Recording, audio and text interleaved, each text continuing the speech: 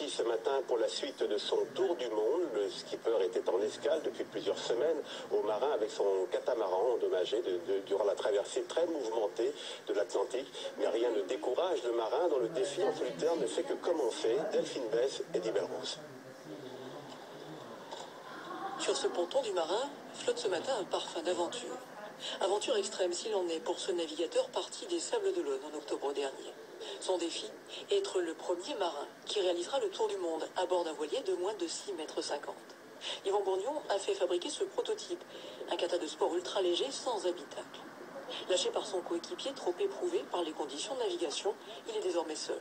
À bord, la visite du propriétaire est vite bouclée. Petit espace de vie de 2 mètres carrés.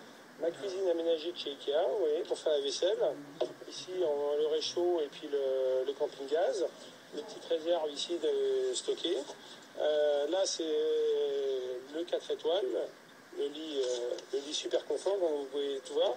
C'est une bâche, tout simplement. Il ne faut pas qu'elle se déchire, sinon je tombe à l'eau directement. Et là, je me cramponne, je suis attaché à cette toile pour ne pas tomber à la mer.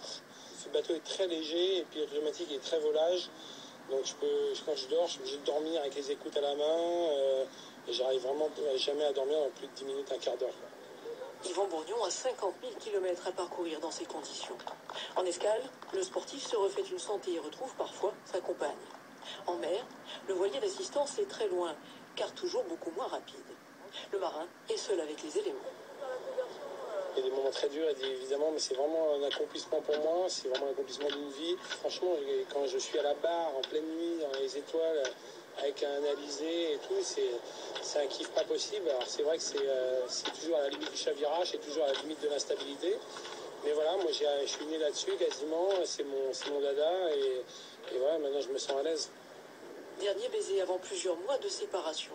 À présent, direction le Panama, puis les Galapagos, avant la longue traversée du Pacifique.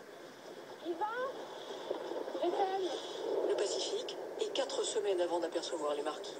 Sans GPS, Yvan Bourgnon se guidera uniquement au sextant jusqu'à l'arrivée en octobre prochain.